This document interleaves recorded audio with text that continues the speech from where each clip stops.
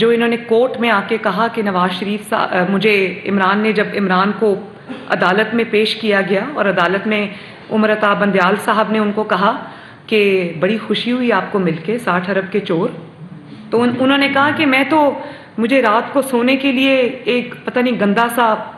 Mattress دے دیا گیا، تو مجھے یاد آ گیا کہ جب نواز شریف صاحب کو اڈیالہ لے کر گئے تو نواز شریف صاحب کو سونے کے لیے وہ ٹوٹا ہوا کمرہ تھا، اس میں گندا سا چھوٹا سا وہ ترپائی یا وہ کیا کہتے ہیں اس کو، چھوٹی سی وہ چٹائی تھی وہاں پر، وہ دے دی سونے کے لیے، تو وہ سوئے اسی پر، انہوں نے شکوہ نہیں کیا اس بات کا اور کہا کہ میں 24 گھنٹے سے باتھ روم نہیں گیا۔ یہ تو ان کا حال ہے، جو کسی جذبے سے، کسی مقصد کے تحت، سچائی کے ساتھ، کسی نظریے کے لیے، اپنے ملک کے لیے، اپنے قوم کے لیے جو شخص نکلتا ہے تو وہ 313 لوگوں کے ساتھ بھی جنگ جیت کے واپس آتا ہے۔ وہ منہ پہ کالے ڈبے اور کالی بالٹیاں نہیں چڑھاتے، باتیں ان کی سنیں جو بھاشن دیتے تھے، اور اللہ میری توبہ جو ان کے حالات ہیں، یہ میں نے کبھی زندگی میں کسی سیاسی جماعت کو، سیاسی جماعت کے کارکن تو نظریے کی خاطر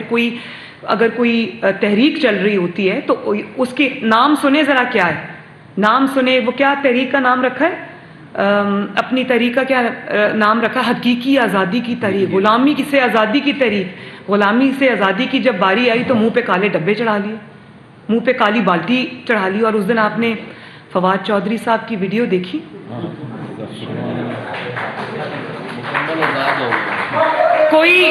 کوئی جا کے اسٹریچر پہ لیٹ جاتا ہے، کوئی آکسیجن ماسک لگا لیتا ہے، کوئی ایمبولینس میں جا کے بیٹھ جاتا ہے، اور میں تو اس دن حیران ہو گئی تھا کہ عدالت نے ضمانت دی ہے ایک اور چور کو، پھر میں نے سوچا ضمانت نہ ملی ہوتی تو دنیا دیکھتی کہ آج کس طرح سے وہ بھاگ کے عدالت کے اندر جا کے چھپ گئے اور ہکلاتے ہوئے، زبان باہر آئی ہوئی، اور برا حال ان کا، پانی کی ضرورت پڑ گئی۔ تو مجھے یاد آئے وہ لوگ جو تمہارے انتقام کا شکار تھے، لیکن انہوں نے کس طرح سے حوصلے کے ساتھ، اللہ تعالیٰ کے دیے ہوئے حوصلے کے ساتھ انہوں نے جیلیں کاٹی، تمہارے انتقام کا سامنا کیا۔ میں تو پہلے ہی کہتی تھی کچھ نہیں، اگر آتا نہیں ہے تو مسلم لیگ نون سے سیکھ لو، ہم سے سیکھ لو، فری مشورہ ہے۔ ایک دن 6 مہینے میں ایک دفعہ جیل میں رہی ہوں، 5-4 مہینے ایک دفعہ جیل میں رہی، ہم تو نہیں روئے کہ ہم باتھ روم نہیں گئے، ہمیں ٹوٹی ہوئی چٹائی مل گئی، چارپائی مل گئی، گدا مل گیا، ہمیں باپ کے سامنے جیلوں سے گرفتار کیا گیا، ہم تو نہیں دوڑے وہاں سے۔ اور وہ شرم کی بات ہے کہ جن عدالتوں کو مجرموں کے لیے سزا پانے کی جگہ ہونا چاہیے تھا، وہ عدالتیں آج مجرموں کی پناہ گاہیں بنی ہوئی ہیں۔ پہلے فواد چودھری صاحب کو جب گرفتار کرنا تھا، یہ رات تک سپریم کورٹ کی عدالت کے اندر چھپ کے بیٹھے ہوئے تھے، کسی جج نے نہیں کہا کہ یہ مجرموں کی پناہ گاہ نہیں ہے، نکلو یہاں سے، باہر جاؤ اور اپنا جو مقدمہ لڑنا ہے لڑو۔ پھر عمران خان کو جب اسلام آباد ہائی کورٹ میں ضمانت دی گئی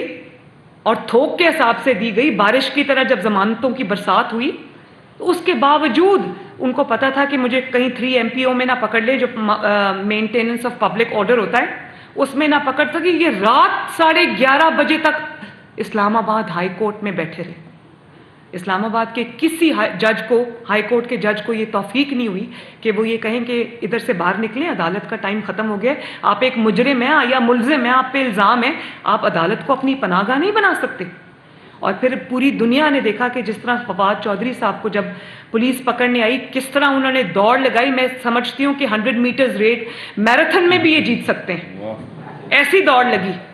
3 دفعہ بیچارے گرتے گرتے بچے۔ تو پہلے جو دعوے کیے تھے تیرا باپ بھی دے گا آزادی، پہلے جب اتنی توفیق ہی نہیں تھی تو اتنے بڑے بڑے نعرے کیوں لگائے تھے؟ آج وہ لوگ ویڈیوز چلا رہے ہیں تیرا باپ بھی دے گا آزادی، اور جو باپ سے آزادی مانگ رہا تھا، باپ کو للکار رہا تھا، صرف اس لیے کہ یہ ان کو لگژری کی اتنی عادت ہے کہ یہ ایک رات جیل میں نہیں گزار سکتے۔ بھائی جب یہاں پر آپ کو یہاں پر سچائی ہو، دل میں سچائی ہو، آپ کے جذبے میں سچائی ہو، آپ کی تحریک میں سچائی ہو، آپ کی جو آئیڈیالوجی ہے اس میں سچائی ہو، تو اس کے لیے تو لوگ پھانسی کے پھندوں پہ جھول جاتے ہیں اور شکوے کا ایک لفظ منہ سے نہیں نکالتے. تو نہ صرف یہ کہ یہ اللہ تعالیٰ کی گرفت میں آئے ہیں، مکافات عمل کا شکار ہوئے، یہ بری طرح ایکسپوز ہوئے. لوگوں کی جب بچوں کی جانیں اتنی سستی ہیں. پھر